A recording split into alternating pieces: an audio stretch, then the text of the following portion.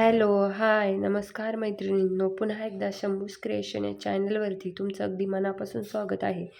तर बघा, आज आपण 36 साईजच्या कटोरी ब्लाऊजची पेपर कटिंग इथं बघणार आहे. अगोदर आपण बॅक पार्टची ड्राफ्टिंग बघणार आहे, त्यानंतर पुढच्या व्हिडिओमध्ये फ्रंट पार्टची ड्राफ्टिंग बघणार आहे. तर हे बघा, हे मेजरमेंट घेतले, या मेजरमेंटनुसारच आपण पूर्ण ब्लाऊज जो आहे तो ड्राफ्ट करणार आहे. तर शोल्डर घेतले आपण 14.5, छाती 36 आहे, कमर 32 आहे, शोल्डर टू अपेक्स 10 आहे, अपेक्स टू अपेक्स 7.5 आहे, पुढचा गळा 6चा आहे, मागचा गळा 11.5 आहे, उंची 15.5 आहे, बाही 5.5ची, दंडघेर 6.5 आहे. तर या मेजरमेंटनुसार आपण कटोरी ब्लाऊजची ड्राफ्टिंग बघणार आहे. ओल्ड मेथडनुसार प्रिया मॅमची जी मेथड आहे त्यानुसारच आपण कटोरी ब्लाऊजची इथं ड्राफ्टिंग बघणार आहे. चला, अगोदर आता आपण बॅक पार्ट ड्राफ्ट करू. तर सर्वात अगोदर आपल्याला शोल्डर घ्यायचे. तर शोल्डर किती आहे? 14.5. तर त्याचं निम्म घ्यायचं आहे. तर हे बघा, निम्म करायचं म्हणजे किती? 7.25 इंच. तर हे बघा, इथून असा टेप ठेवायचा, 7.25 इंचावर इथं मार्किंग करायची. त्यानंतर तिथून डाऊन जायचं आहे आपल्याला 1 इंच. डाऊन जाणं कंपल्सरी आहे, तुमची साईज कोणती पण असू द्या. ती इथं आपण 1 इंच डाऊन गेलो. त्यानंतर आपल्याला इकडून गळारुंदी घ्यायची आहे 2.5 इंच. ओल्ड मेथडमध्ये जी जुनी पद्धत आहे त्यामध्ये आपण गळारुंदी जी आहे ती 2.5 इंचच घ्यायची, कंपल्सरी आहे. तुमची साईज कोणती पण असू द्या, तुम्हाला 2.5 इंच गळारुंदी घ्यायची. त्यानंतर आपण ही जी लाईन आहे ती इथे ड्रॉ करू. त्यानंतर बघा, इथून तुम्हाला आर्म होलच्या मार्किंगसाठी चार्ट बघावं लागणार आहे. आता तुमचं जे ब्लाऊज आहे ते डीप नेक आहे का पॅक नेक आहे त्यानुसार तुम्हाला चार्ट इथं वापरायचं आहे. तर आता आपलं बॅक पण डीप आहे आणि फ्रंट पण डीप आहे. तर इथं आपण डीप नेकचा आर्म होलचा चार्ट बघू. तर बघा, हा डीप नेक फॉर्म्युला आहे. तर इथं आपल्याला चेक करायचं, चेस्ट किती आपली 36. तर 36 कोणत्या लाईनमध्ये येते? दुसऱ्या लाईनमध्ये. तर इथं आपल्याला 36 भागिले 6, त्यात आपल्याला प्लस करायचं आहे अर्धा इंच. ते आता आपण प्लस करू अर्धा इंच. किती झालं? 6.5. तर आपलं आर्म होलचं मार्किंग आलं आहे 6.5 इंच. तर इथून डाऊन गेलो 1 इंच. इथून आपल्याला 6.5 इंचावर मार्किंग करायची आहे. बघा, इथून ही आपल्याला छातीची लाईन भेटेल. आता आपण इथे एक लाईन ड्रॉ करू. त्यानंतर बघा, आपल्याला इथं ब्लाऊजची उंची घ्यायची. तर ओल्ड मेथडमध्ये ब्लाऊजची उंची जी आहे ती आपण या सरळ लाईनपासून घेत असतो. तर इथून आपल्याला टेप असा ठेवायचा आहे आणि ब्लाऊजची उंची घ्यायची. तर ब्लाऊजची उंची 15.5 आहे, त्याच्यात 1 इंच प्लस करून 16.5 मी इथं मार्किंग करते आणि एक लाईन अशी ड्रॉ करून घेते. त्यानंतर बघा, आता आपला जो मागचा बेल्ट आहे त्या बेल्टनुसार आपल्याला इथं लूजिंग द्यायची आहे छातीमध्ये. तर आपला मागचा बेल्ट किती आहे? तर मागचा बेल्ट आहे आपला 4 इंचाचा तयार. 1 मिनिट. तर बघा, blouse back part losing chart आहे. इथं बेल्टचं मार्किंग दिलं आहे आणि इथं लूजिंग किती द्यायची ते दिलं आहे. तर इथं चेक करायचं. तर बेल्ट आपला 4 इंचाचा आहे. तर बघा, इथे येतो आहे 2.25 ते 4.25 मध्ये. तर किती करायचं आहे? चेस्ट भागिले 4. कुठल्याही प्रकारची लूजिंग वगैरे द्यायचं नाही. तुमचा बेल्ट जर बघा 5 इंचाच्या पुढे असेल किंवा 7 इंचाच्या पुढे असेल तर इथं मार्जिन दिली त्यांनी.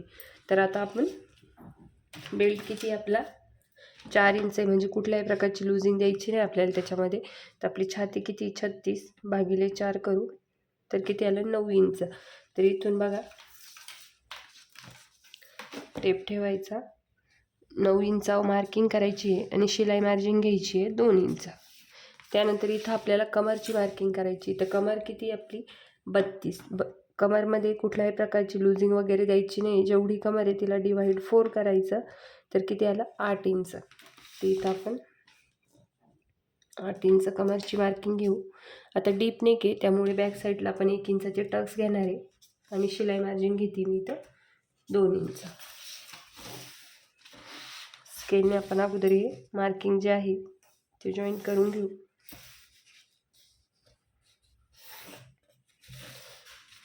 त्यानंतर बघा, आता आपल्याला इथं शोल्डर मायनस करावं लागणार, तेव्हाच आपल्याला आर्म होलचा शेप इथं ड्रॉ करता येईल. तर शोल्डर मायनससाठी आपल्याला 3 मेजरमेंट लागतील. ते म्हणजे मागच्या गळ्याची उंची, त्यानंतर तुमचा मागचा गळा कसा आहे म्हणजे त्याचा शेप कसा आहे, त्यानंतर रेडी शोल्डर. तर आपला मागचा गळा आहे 11.5 इंच. तर इथं चेक करायचं बघा, इथं नेक डीप दिले आहे आणि रेडी शोल्डर आपलं 2.5 इंच आहे. तर आपण 2 पासून ते 2.25 पर्यंत हा चार्ट वापरू शकतो. तर इथं नेक डीप आहे, नेकचे पॅटर्न आहे. तर राऊंड नेक आहे, स्क्वेअर नेक आहे. तर इथे चेक करू आपण 11.5 कुठे येतं आहे बघा, इथे लास्टवाल्या लाईनमध्ये. तर आपल्याला मायनस किती होतं आहे फुल शोल्डरमधनं 3.5 इंच. बॅक पार्टला किती 3.5 इंच. तर आपल्या शोल्डर आहे फुल 14.5, त्यातून मायनस करायचं 3.5, किती आलं 11 इंच. तर याला भागिले आपण 2 करू, म्हणजे याचं निम्म घेऊ. तर किती झालं 5.5 इंच. तर इथं बघा 5.5 इंचावर मार्किंग करायची. इथं देखील सेम 5.5 इंचावर मार्किंग करायची. स्केलने आपण ही मार्किंग जे आहे ते दोन्ही जोडून घेऊ. त्यानंतर या लाईनचा आपल्याला सेंटर काढायचं आहे. तर इथं टेप असं ठेवते आणि सेंटरवर मार्किंग करायची. त्यानंतर बघा इथून क्रॉसमध्ये मार्किंग करायची. तर आपली चेस्ट 40च्या आत असेल तर बॅक पार्टला 1 इंच आणि फ्रंट पार्टला 1.5 इंच करायची. आता आपली चेस्ट किती आहे 36, तर आपण इथे किती मार्किंग करणार आहे 1 इंच, म्हणजे 40च्या आत आहे. तर आपण इथे 1 इंचावर मार्किंग करू क्रॉस मार्किंग आर्महोलसाठी. तर इथे मी आता फ्रेंच कर्वने आर्महोलचा जो शेप आहे तो इथे ड्रॉ करून घेते बघा.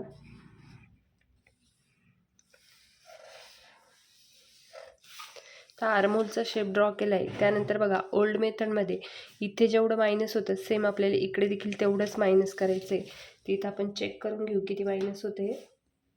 1/2 इंचाला वरती 1 लाईन. तर सेम मी इथं 1/2 इंचाला वरती 1 लाईन मायनस करून घेते. त्यानंतर बघा आपल्याला ही जी छातीची लाईन आहे या छातीच्या लाईनच्या 1/2 इंच वरती स्केल ठेवायची आणि आपला गळा बॅक साईडचा जो या स्केल लाईनच्या खाली जात असेल तर वरतून आपल्याला 1/2 इंच मायनस करायचं आहे. आता बॅक साईडचा गळा किती आपला 11.5, म्हणजे आपल्या छातीच्या लाईनच्या सुद्धा खाली येणार आहे तो. त्यामुळे इथून जर तुम्ही मायनस केलं नाही तर तुमचं जे शोल्डर आहे ते लूज पडतील आणि गळा देखील लूज पडेल. ब्लाऊज जे आहे ते प्रॉपर फिटिंगला व्यवस्थित बसणार नाही. त्यासाठी इथं मायनस करणं गरजेचं आहे. बॅक पार्टला 1/2 इंच मायनस करायचं आहे. कधी स्केल लाईनच्या खाली गळा गेला तर आपला डीप नेक आहे त्यामुळे स्केल लाईनच्या खाली जाणारच आहे गळा. तर इथं आपण 1/2 इंच मायनस करून घेऊ.